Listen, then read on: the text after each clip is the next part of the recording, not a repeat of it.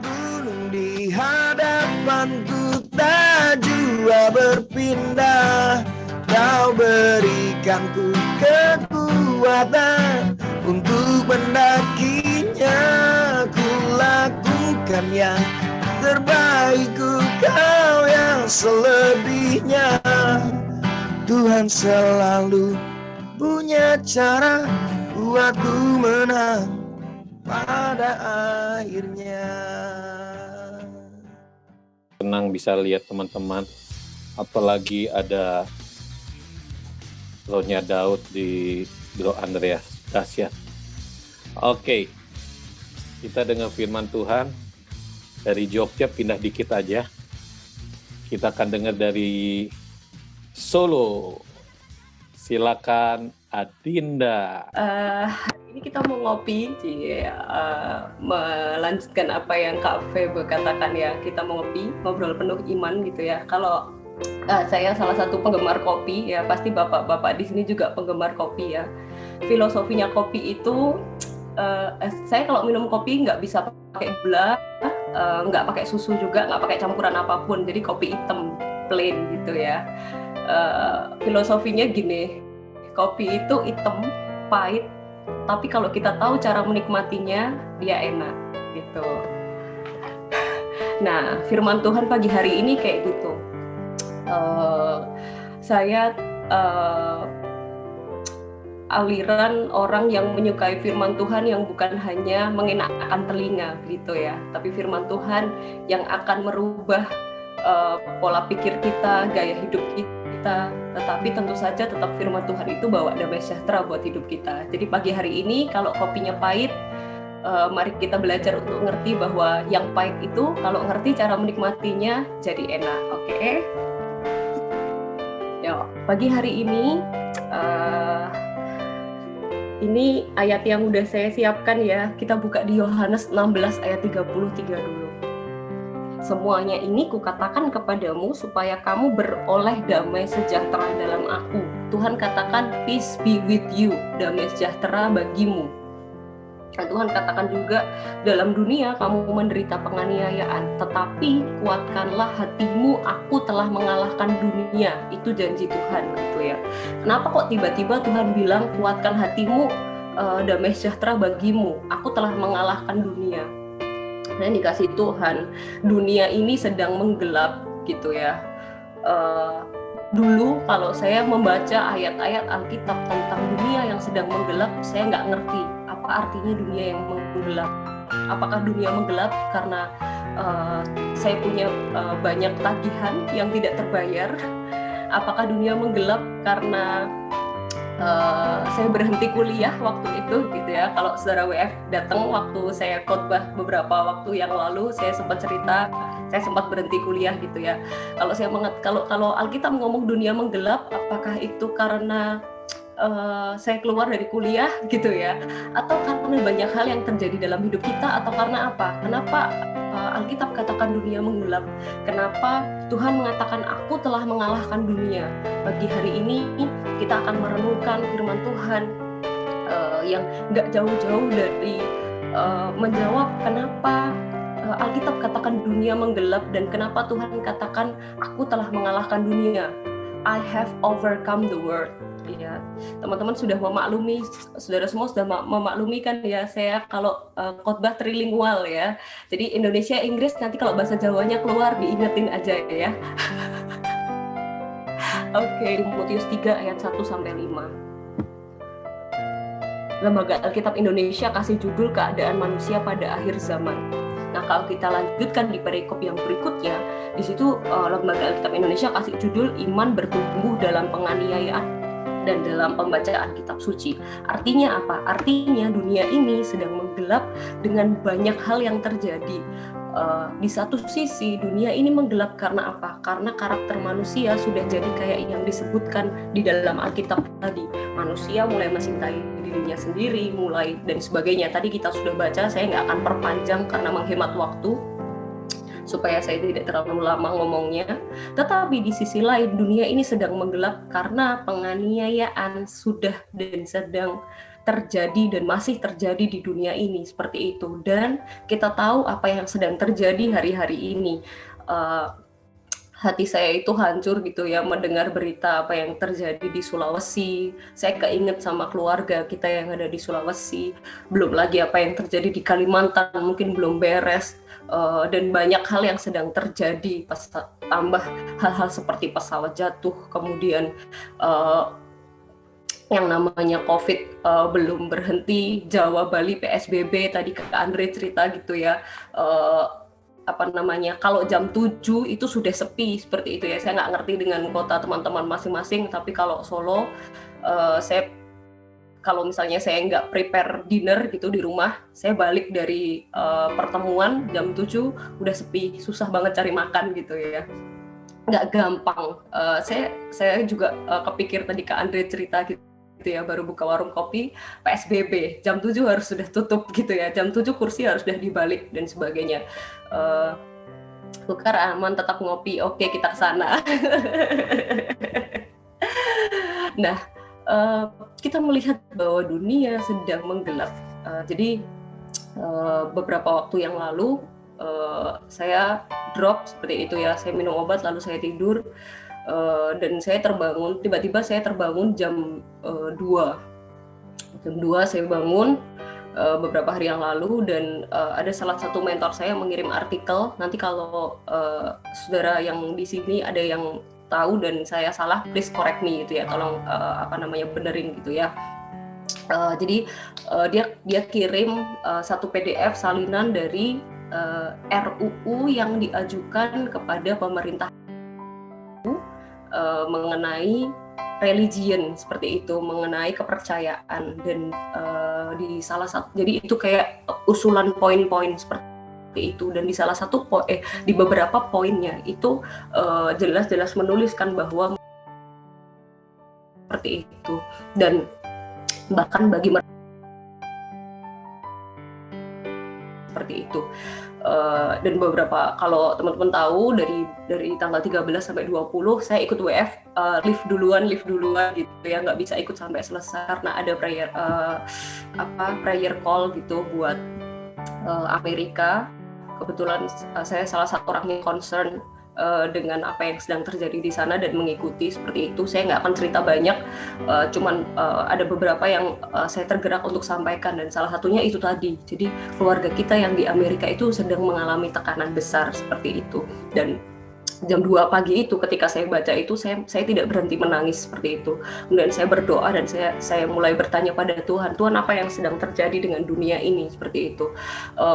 Kenapa saya sampaikan ini pagi hari ini? It's not about Amerika, itu bukan hanya tentang Amerika gitu, tetapi ini menunjukkan bahwa dunia sedang mengalami masa yang seperti ini, dan ini saatnya kita membuka mata seperti itu. Dan ketika saya berdoa, tiba-tiba Tuhan tunjukkan Yohanes 16 ayat 33 yang kita baca tadi dengan jelas seperti itu. Tiba-tiba Tuhan katakan, peace be with you, damai sejahtera-Ku kuberikan kepadamu, Tuhan katakan. Dan Tuhan katakan dengan jelas, I have overcome the world, aku telah mengalahkan dunia. Lalu saya berdoa lagi, Tuhan maksudnya seperti apa? Tuhan akhirnya ingatkan gitu, akhirnya saya mengerti apa yang dimaksud Alkitab dengan dunia yang sedang menggelap. Saudara, kita di tempat ini bisa bersekutu dengan mudah, tapi kita tahu ada banyak daerah di luar sana, ada banyak tempat yang sudah tidak bisa dengan mudah lagi menikmati persekutuan, menikmati ibadah seperti itu. Karena apa? Ya karena mereka mengalami banyak keterbatasan. Jadi suatu kasih karunia kalau kita masih bisa beribadah setiap hari, seperti waktu ini, seperti itu. Dan pagi hari itu ketika saya menangis dan berdoa, Tuhan bukakan banyak hal yang saya kemudian tulis di note gitu ya. Saya kebiasa kalau misalnya Tuhan lagi kasih sesuatu, saya akan pegang note, saya tulis, Tuhan tunjukkan banyak hal seperti itu. Tapi salah satu yang ingin saya sampaikan pagi hari ini yaitu Tuhan ingatkan, loh kamu memang bukan berasal dari dunia ini gitu. Itu yang ingin saya ingatkan pagi hari ini, yang saya rindu sekali untuk mengingatkan gitu ya. Kadang kita mengeluh, kenapa kok hidupku tidak nyaman Tuhan, kenapa aku alami ini, aku alami itu, kenapa kok dunia kayaknya jahat banget sama anak-anak Tuhan. Lalu Tuhan ingatkan, dengan enteng Tuhan ingatkan seperti ini. Ya memang kamu tidak boleh nyaman hidup di dunia, karena kamu bukan berasal dari dunia. So teman-teman keluarga WF, justru kalau kita tidak nyaman berada di dunia, this is not our home. Justru kalau kita nggak nyaman di dunia itu benar gitu. Ini mungkin logika terbalik kayak gitu ya. Mungkin ini sesuatu yang out of the box gitu, out of mind. Tapi saya percaya banyak keluarga di tempat ini yang sepakat dengan saya bahwa justru kita nggak boleh nyaman berada di dunia karena kita bukan berasal dari dunia ini. Mungkin kalau misalnya saya khotbah di tempat terbuka, mereka akan bilang, ini mbaknya alien apa gimana gitu ya. Kita bukan berasal dari dunia, terus berasal dari mana? Dari Mars, dari Venus. Tapi bagi hari ini saya ingin ingatkan kita bersama. Saya juga merenung, berpikir, gemes juga gitu ya, karena apa yang terjadi di sekeliling seperti itu ya. Dengan setiap sakit penyakit, dengan setiap kesusahan yang kita alami, dengan apa yang terjadi di setiap bencana alam dan sebagainya, saya merasa dunia ini kok semakin nggak nyaman gitu. Saya bergumul, Tuhan kenapa dunia ini semakin nggak nyaman untuk ditinggali? Kenapa kok setiap hari rasa-rasanya kita kayak harus berjaga-jaga terus gitu ya teman-teman. Saya nggak ngerti merasakan apa enggak, tapi saya percaya kalau saudara merasakan pasti kayak gitu. Kayak setiap hari itu kita harus berjaga-jaga, kayak nggak nyaman gitu. Setiap hari itu mesti kayak saya itu tidur setiap hari itu 3 jam 4 jam 5 jam itu udah prestasi gitu. Saya tadi itu tidur jam 3, saya takut nggak bangun. Saya sempat cek Pastor Stanley 1:30, saya nggak tahu beliau lagi di rumah sakit. Saya chat, Kak, kalau saya nggak muncul jam 6:15, tolong di miss call, barangkali saya hilaf gitu, karena saya 1:30 itu baru kelar prepare khotbahnya dan saya belum tidur juga. Jam 3 baru saya tidur, jam 5 alarm saya bunyi, saya matikan. Puji Tuhan, jam 6:12 saya dibangunkan Roh Kudus. Alarm saya sudah nggak nyala. Jadi saya hampir kualat sama Kak Stanley, udah di rumah sakit, saya minta gantiin khotbah. Tapi saya bersyukur, saya percaya kalau Tuhan bangunkan saya, ada sesuatu yang harus saya sampaikan gitu. Saya punya tanggung jawab sama Tuhan. Kembali lagi, saya tidur nggak banyak, saya tidur 3 jam 4 jam. Udah macam Pak Jokowi gitu, mikir negara. Udah sok-sokan banget mikir negara gitu ya. Cuman saya percaya kalau teman-teman di sini pendoa, teman-teman anak-anak Tuhan, kita pasti nggak akan tenang gitu. Tapi justru itulah tugas kita yang ada di dunia ini. Bener Pastor Miki gitu ya. Saya ngomong kayak gini bukan berarti kita packing cepet-cepet tinggalin dunia, bukan gitu. Tapi yang mau saya sampaikan pagi hari ini adalah kita carrying something, kita membawa sesuatu untuk dunia ini. We are not from the world, yes. John 16 sama 17, Yohanes 16 dan 17 mengatakan kita bukan berasal dari dunia. Dan itu Yesus sendiri yang ngomong ya. Itu bukan Adinda yang ngomong, Yesus sendiri yang ngomong. And he is praying for us. Dan Yohanes 17 mengatakan dengan jelas bahwa Tuhan Yesus berdoa untuk kita. Nah teman-teman, saya percaya kalau sampai Tuhan sendiri yang berdoa buat kita, artinya ada urgency of something. Ada sesuatu yang penting banget kenapa Yesus harus berdoa buat kita, ya nggak? Kan ini Yesus sendiri loh berdoa buat kita. Kalau di Taman Getsemani dia berdoa untuk dirinya. Tapi di Yohanes 17, sebelumnya di Yohanes 15 dan 16, saya rindu kalau nanti keluarga WF punya waktu boleh berdoa dan baca renungkan Yohanes 15-16. Saya baca berkali-kali karena di situ Tuhan lagi ngomong. Dan kemudian di Yohanes yang ke-17 Tuhan ambil waktu untuk berdoa buat kita. Tuhan ngomong bukan berdoa buat, memang Lembaga Alkitab Indonesia kasih judul doa Yesus untuk murid-murid. Tapi ingat ada ayat yang ngomong seperti ini, bukan hanya untuk mereka aku berdoa, tetapi untuk setiap orang-orang yang masih ada di dunia ini. Artinya itu doa buat saya dan saudara, itu doa buat Pastor Stanley, itu doa buat Pastor Doni, itu berdoa buat Citra, itu berdoa buat Ibu Rosemary itu berdoa buat Pastor Friendly, itu berdoa buat kita semua. Yesus lagi berdoa, bayangin Yesus sendiri bersyafaat. Karena apa? Karena Yesus ngerti bahwa itu tidak akan mudah. Itu yang saya maksud, kenapa di dunia ini kita tidak nyaman. Memang tinggal di dunia ini nggak gampang, karena warga negara kita itu double. Warga negara kerajaan surga, tapi kita hidup di dunia. Karena itu kita mesti ngerti bagaimana kita hidup di dunia ini. Nah, makanya kenapa Roma 12 ayat 2 ngomong, janganlah menjadi serupa dengan dunia ini. Paulus wanti-wanti, kau hidup di dunia tapi jangan hidup seperti dunia. Kau hidup di dunia tapi nggak boleh hidup sama seperti dunia. Wah, itu ilmunya mesti tingkat tinggi, ya kan? Itu ilmunya tingkat tinggi. Ada sekolah kehidupannya buat hidup di dunia tapi nggak boleh kayak dunia.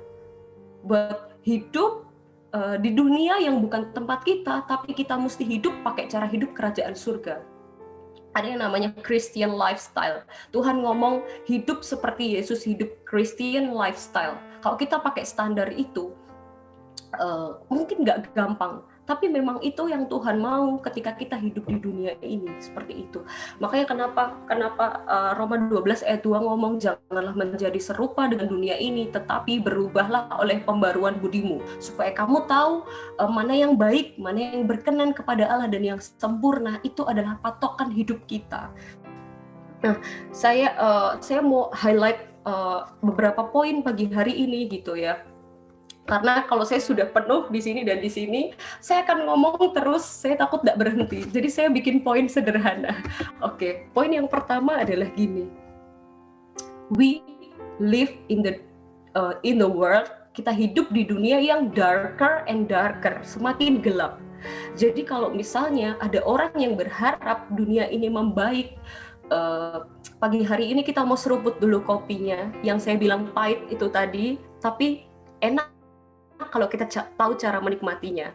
Kalau ada orang yang berharap dunia ini membaik, sorry to say, pagi hari ini saya harus ngomong, dunia ini nggak akan membaik. Dalam artian apa? Dalam artian dunia ini memang sedang menggelap. Kenapa? Kita ada di masa itu. Tapi Tuhan Yesus kita nggak pernah berhenti untuk baik pada kita. Itu yang paling penting. Dunia sedang menggelap, tapi Tuhan terangnya tidak pernah meredup. Itu yang harus kita pegang dan imani. Dan kita harus percaya, jauh-jauh waktu Yesus sudah ngomong, I have overcome the world. Aku telah mengalahkan dunia. Jadi kita nggak perlu khawatir ketika dunia ini menggelap. Why? Karena Yesus sudah mengalahkannya untuk kita. Tugas kita adalah hidup dengan maksud Tuhan di dalam hidup kita. 2 Timotius 2 bahkan katakan, ayatnya aja ngomong panggilan untuk ikut menderita. Jadi kopi kita pagi hari ini gak ada susunya, gak ada gulanya. Kopi kita pahit hari ini teman-teman ya, tapi kopi enak banget pahit kalau kita tahu cara menikmatinya, dan gak bikin asam lambung kalau kopinya bagus ya, bukan kopi sasetan ya. Nah, balik lagi pagi hari ini. Nah, teman-teman, panggilannya aja panggilan untuk hidup menderita. Jadi kita mau cari apa gitu ya. Tapi sekali lagi, itu adalah sebuah kasih karunia. Kalau kita boleh hidup di dalam Tuhan adalah kasih karunia. Pagi hari ini kita mau ubah mindset kita. Ketika kita alami hal yang gak baik di dalam dunia ini, bukan karena Tuhan jahat sama kita, tetapi kita lagi dapat kasih karunia untuk hidup dalam rencana dan kehendak Tuhan. Tetapi Tuhan lagi bawa kita berjalan dalam kehendak dan rencananya. Jadi dunia ini menggelap, itu yang mau saya katakan sekali lagi. Yang pertama, ada ujian, ada penderitaan. Jadi dunia ini lagi menggelap. Kabar baiknya adalah gini, Yesus mengalahkan dunia ini. Yang kedua, yang mau saya highlight adalah gini. Pastor Stanley sudah kasih, Pastor Stanley, Citra, dan mungkin beberapa yang mungkin masih nggak sehat pagi hari ini, sudah kasih kita contoh untuk poin saya yang kedua. Poin yang kedua adalah fokus kepada Tuhan. Pengkhotbah bilang, segala yang kita lakukan di dunia ini adalah sia-sia dan pekerjaan menjaring angin. Saya dulu merenung kenapa ya? kok dibilang pekerjaan kita yang di dunia ini sia-sia. Hari-hari ini saya merenung dan saya mendapati bahwa ternyata dunia ini mengizinkan kita, memberikan kita banyak hal, banyak beban, banyak pikiran yang membuat kita akhirnya nggak fokus sama Tuhan. Sorry to say, kenapa saya bisa katakan seperti ini. Saya banyak kehilangan rekan-rekan pelayanan seperjuangan saya yang 5 tahun lalu, 10 tahun lalu ada bersama dengan saya, tapi hari ini nggak ada karena sedang sibuk kerja. Ada orang-orang yang bilang, sudahlah aku nggak usah pelayanan aja, wes aku nggak usah pelayanan. Aku tak hidup baik-baik wae sama keluargaku, aku tak bekerja wae aja. Nah kayak gini nih, kalau Jawanya keluar agak susah.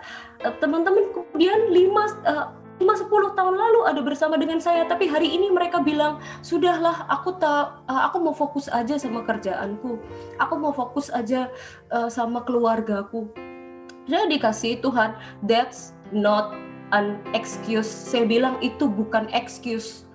Karena saya percaya hidup di dalam Tuhan itu artinya memberikan seluruh hidup kita. Artinya apa? Kita bekerja untuk Tuhan.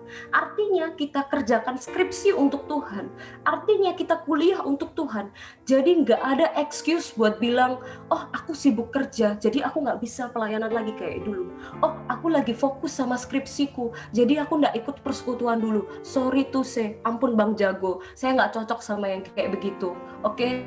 Jadi saya mau bilang, saya yang dikasihi Tuhan, kalau kita sudah serahkan hidup kita sama Tuhan, Galatia 2 ayat 20 bilang, namun aku hidup, tetapi bukan lagi aku yang hidup, melainkan Kristus yang hidup di dalam aku. Dan hidupku yang kuhidupi di dalam Tuhan adalah hidup dalam Anak Allah yang mengasihi aku dan menyerahkan dirinya untuk aku.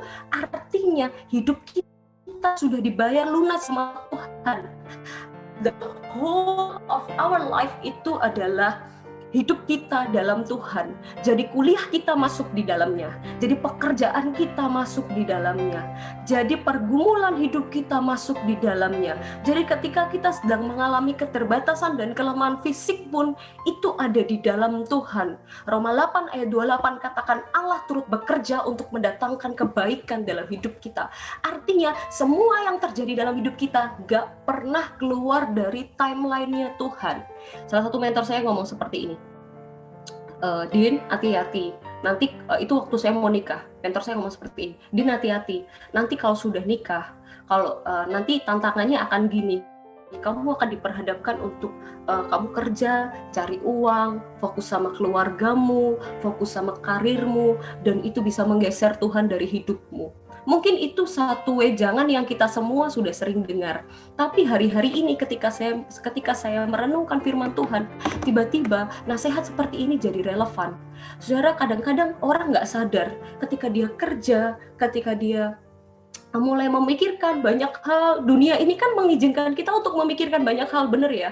Cicilan, nanti kuliah, bingung skripsi. Kalau sudah skripsi, bingung cari kerja. Kalau cari kerja, bingung cari gaji yang gede. Kalau udah bingung cari pacar siapa, nikah sama siapa. Nanti kalau udah punya anak, dan sebagainya. Saya yakin banyak senior di tempat ini yang sudah mengalami bagaimana harus, kalau sakit nih masih ketambahan lagi, nanti kalau sakit mesti gimana, dan sebagainya. Tapi saya bersyukur kalau di keluarga WF ini saya mendapat teladan-teladan yang luar biasa dari Bapak Ibu Gembala yang sudah berkeluarga, masih urus jemaat dalam segala keterbatasan. Kak Stanley masih urus domba-dombanya di WF ini. Ya, saya bersyukur ini adalah teladan-teladan yang luar biasa. Dan pagi hari ini itu cuma reminder seperti itu ya. Apakah artinya gak boleh urus kuliah? Apakah kalau sudah ikut Tuhan menepi di Pulau Patmos? Boleh, itu bagiannya Yohanes gitu ya. Kalau saudara ada yang punya panggilan, boleh ya. Kalau punya panggilan untuk menepi ke Pulau Patmos, silahkan. Tapi saudara, kita yang hidup di dunia ini pakai strategi. Poin yang ketiga adalah rest in His presence. Tinggal dalam hadirat Tuhan. Tadi Kak Andre sudah menolong kita. Saya sepakat kalau misalnya waktunya nggak dibatasi, saya tadi mau japri Kak Andre. Lanjut dulu Kak Andre worship-nya gitu ya. Kalau minyaknya banyak, apinya panas, nanti khotbahnya tambah panas gitu. Caranya gimana? Lah kita masih hidup di dunia loh, Din. Kamu bilang kita nggak usah mikirin dunia, caranya ya apa gitu ya. kayak mana gitu. Nah, caranya ya kita tinggal dalam hadirat Tuhan dan Tuhan kasih strategi. Saya pagi hari ini nggak akan kasih tips and trick hidup di dunia gitu. Karena nggak ada manual booknya. Manual booknya ini punya saya udah nggak bersampul dan nggak berbentuk. Ini manual booknya. Saya nggak akan kasih tips and trick karena tiap orang punya pergumulan masing-masing gitu ya. Jadi caranya adalah tanya sama Tuhan. Nggak ada cara lain, nggak ada metode lain. Caranya sederhana, tinggal dalam hadirat Tuhan. Karena di sana ada kekuatan, ada damai sejahtera, ada sukacita. Kapan hari ada yang khotbah, ada strategi ilahi yang dari Tuhan. Mohon maaf saya lupa siapa yang pakai kalimat strategi. Saya suka banget strategi dalam Tuhan. Ada strategi yang Tuhan kasih ketika kita tinggal dalam hadirat Tuhan. Bahkan ada kesembuhan yang dari Tuhan ketika kita tinggal dalam hadirat Tuhan. Saya percaya ada sukacita, ada damai sejahtera Allah yang melampaui segala akal dan pikiran, yang akan memelihara hati dan pikiran kita dalam Yesus ketika kita tinggal dalam hadirat Tuhan. Jadi poin yang ketiga adalah biarin dunia menggelap, biarin dunia menyibukkan kita, tapi kita harus wajib, bukan sunnah ya, ini wajib hukumnya buat tinggal dalam hadirat Tuhan. Kita punya 24 jam, sok atau terserah kau mau ambil waktu berapa jam, tapi mesti punya waktu pribadi bersama dengan Tuhan. Salah satunya adalah waktu ketika kita WF seperti ini. Ini adalah waktu-waktu terbaik yang gak boleh dicuri dari hidup kita. Karena ini adalah sumber kekuatan kita. Once you live the presence of God, kita nggak bisa hadapi dunia. Sekali kita tinggalkan hadirat Tuhan, kita nggak bisa hidup di dunia ini. Tetapi sekali kita tinggal dalam hadirat Tuhan, di situ adalah sumber kekuatan kita. Dan kita di sana akan mengerti dan semakin ngerti bahwa Jesus have overcome the world, bahwa Yesus sudah mengalahkan dunia ini. And no things to worry. Gak ada satupun hal yang perlu kita khawatirkan ketika kita banyak-banyak tinggal dalam hadirat Tuhan. Apakah kalau kita tinggal dalam hadirat Tuhan, masalah kita langsung selesai celing? Ada yang iya, ada yang tidak. Mungkin ada yang masih harus berproses. Tetapi sumber kekuatan, sumber sukacita, jawaban Tuhan itu ada dalam hadirat Tuhan. Jadi jangan bilang Tuhan gak ngomong dalam hidup kita kalau kita gak buka Alkitab kita. Jangan bilang kita lemah kalau kita gak memilih untuk diam dalam hadirat Tuhan. Karena di situ sumber kekuatan kita. So thank you buat saudara-saudari yang setia buat ikut worship forever pagi hari ini. I honor you karena kau sudah kasih waktu yang terbaik buat Tuhan di pagi hari. Dan yang terakhir saya mau tutup dengan begini. Saya percaya dan kita semua sepakat bahwa kita sampai di hari-hari akhir, hari-hari di mana dunia menggelap. Tetapi hari-hari akhir ini juga kita nggak boleh lupa bahwa ini adalah hari-hari di mana kita mengalami tuaian raya. Percaya ya, amin ya. Maka dari itu, apa yang harus kita lakukan? Satu sisi dunia sedang menggelap dan semakin jahat. Tapi di sisi lain kita lihat Tuhan sedang buka pintu pertobatan, Tuhan buka tuaian raya luar biasa. Kalau saya suka pakai prinsip apa yang Nehemia lakukan. Kalau waktu pembangunan tembok Yerusalem, Nehemia punya trik gini. Satu tangan pegang senjata, satu tangan membangun. Artinya apa? Artinya satu tangan, satu sisi hidup kita tinggal dalam hadirat Tuhan, pegang kebenaran, pegang Tuhan kuat-kuat, hidup dalam persekutuan bersama dengan saudara-saudara seiman seperti ini. Tapi satu tangan kita bekerja di ladangnya Tuhan. Satu tangan kita berjalan untuk tuaian raya. Satu tangan kita perkuat hidup kita dengan firman Tuhan dan strategi ilahi. Tapi satu tangan kita memerangi dunia ini dengan kebenaran-kebenaran firman Tuhan. Dengan setiap selengkap senjata Allah yang Tuhan beri buat hidup kita. Sebelum saya tutup, ingat, Jesus have overcome the world. Yesus sudah mengalahkan dunia ini. Jadi nggak ada alasan untuk kita nggak berjuang di dunia ini. Karena Yesus sendiri sudah bersyafaat. Dan saya percaya sampai hari ini dia imamat yang rajani yang bersyafaat buat kita. Stay strong dan tetap tinggal dalam Tuhan. Tuhan memberkati.